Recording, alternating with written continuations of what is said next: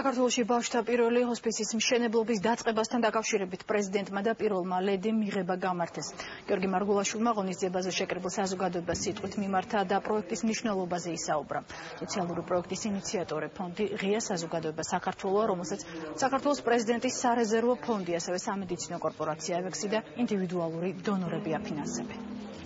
ჩვენ გავერთიანდით ძალიან ჰუმანური, სათუთი, ძიმე თემის ირგვლივაც. შეგვიძლია გავერთიანდეთ იმისთვის, რომ ვიყოთ უბრალმობიერი, ვიყოთ ზრუნველი, ვიყოთ ერთმანეთისთვის